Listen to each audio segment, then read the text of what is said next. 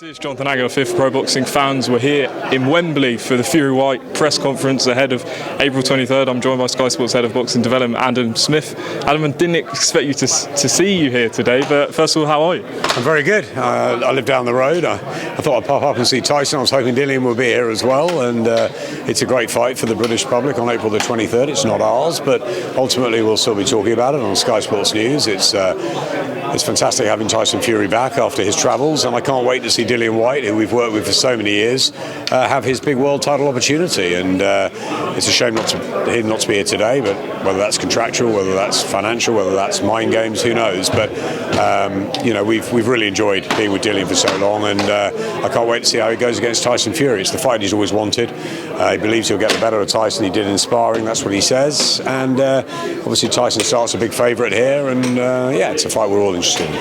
So from a sort of Sky perspective, how do you sort of approach or make decisions about how you broadcast certain fights that aren't with, say, Boxer or Top Rank? How obviously this is a Top Rank show. Yeah, but it's a bit different. I mean, certainly Boxer are our partners. As you see, we've had a fantastic February.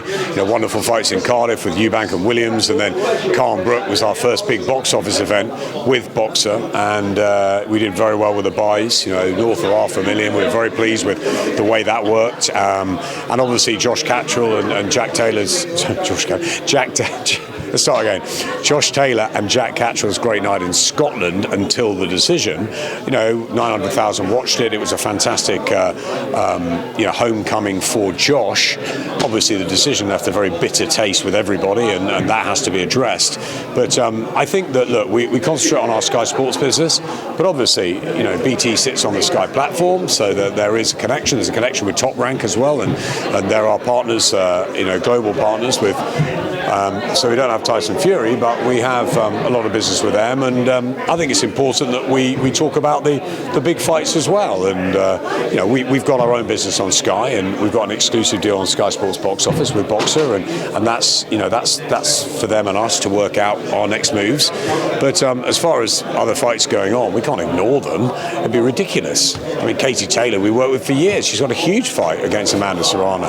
When I got back from the football the other night here, great win.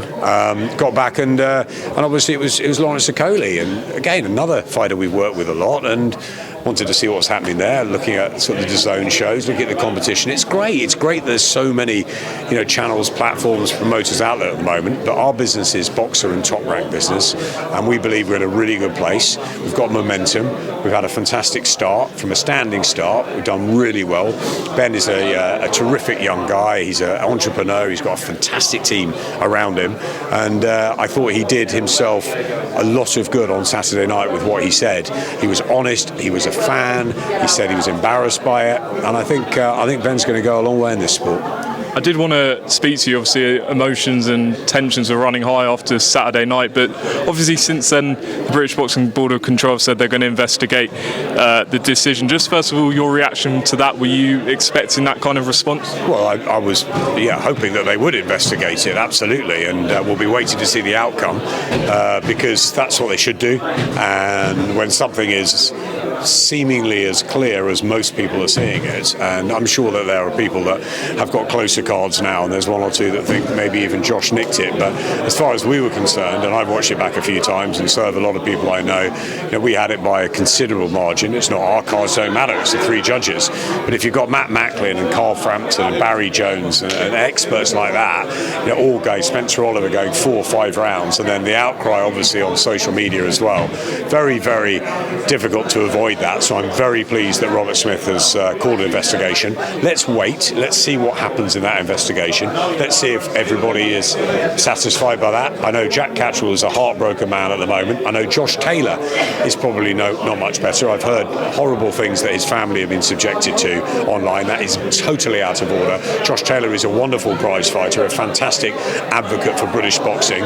He's been a pound for pound fighter, and still he remains unbeaten. And so he got in our eyes, a lucky decision. He still put his heart and soul into the fight. He's moved up in weight. He's going to move up in weight because that's the right decision, because he was drained. And look, he lost a fight in our eyes. That's all. I mean, they've had Tyson Fury lost to John McDermott all those years ago in our eyes, but he got the decision. This was a wide one though for us. So this one that does leave a little bit more of a nastiness. And I just feel for Jack and his family and what he went through. And he was a massive underdog. He came into the Lions' Den and he put on a great performance. But the judges saw what they saw. They've decided that Josh Taylor is still the champion, and that's where we are until the board look into it. And let's see where we are, because Ben and I are pretty united on this. We don't want to see these sort of things happening. But look, I know Ian and I know Victor and I know Howard, and they're very, very good officials, and they're steeped in boxing history, and so they've obviously got their reasons. And until Robert has done that and gets that sorted, we can't move on, and we won't move on. Obviously, there was a big reaction to what happened on Saturday night in terms of the decision. I just wanted to read you something that Jake Paul suggested, saying that he thinks there should be 6 boxing judges for title fights, 3 pairs of 2. Each pair has to agree on the same score at the end of the round. If they don't, they briefly debate their reasoning. What do you think of that? Yeah, it's a good idea. And also there's an idea of maybe, with all the technology we've got, we could have a couple in the trucks, for example. There's lots of different angles and replays, and there's all sorts of different ways you can look at it, whether that's changing the system. But the British board have got to put that through. The British board have been fantastic over many years, and they've got to look at it. Look, it's changed in football. We've got VAR. You've got to sort of move with the times. You've got to adapt to get the best possible equipment, and maybe this is a chance and a moment in time where something can move forward. But that will have to be decided by Robert Smith and the board.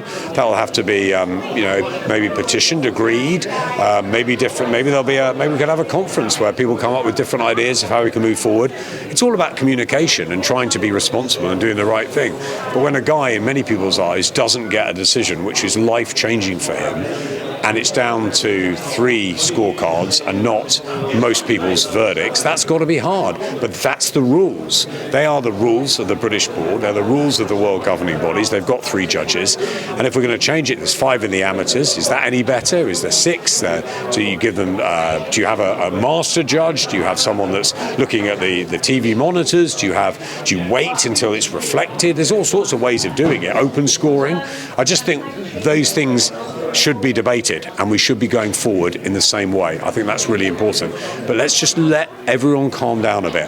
Jack's heartbroken, right? I know he's told people he might want to walk away. I said to him, just let's all calm. And for Josh, I spoke to Danielle, let's all calm, right? Ultimately, they're both excellent fighters, and they're the gladiators that put their careers on the line each and every time. And Josh Taylor and Jack Catterall should not be blamed in any way for any of this. This is a reaction from people who thought a fight was scored in a way, okay, not the way the 3 judges do. So that's what's happening. Robert Smith's now taking it into his own hands, and he's having an investigation. Let's see what he comes back with, and then Ben and I and many others maybe we'll see what we can do after that, and we'll talk to Robert and see if we're satisfied with the outcome.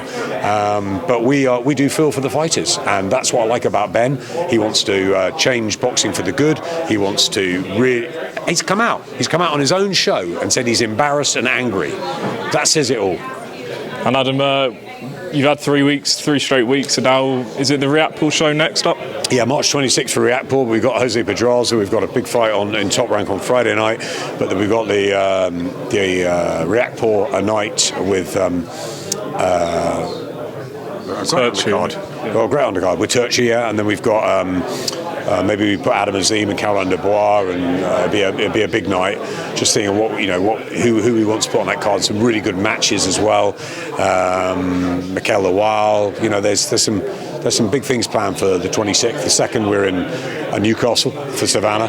We've got big plans for April and May, and watch this space. There's announcements as well coming. So Sky Sports are very much in the game now. We've never been out of it. 30 years and counting, but we had a difficult period to navigate through, and I think Ben and Sky have done extremely well in just a few months to get to where we are. 1 million watching Eubank Williams, 900,000 in watching the Taylor Catterall night, and a big box office event, a very successful one. It's been a great February. We're all pretty tired, but we want to go again, and we'll be ready and we'll be refueled, and we'll make sure that we're putting the best we possibly can on for our Sky customers. I'm Smith, thanks for talking to Pro Boxing Fans.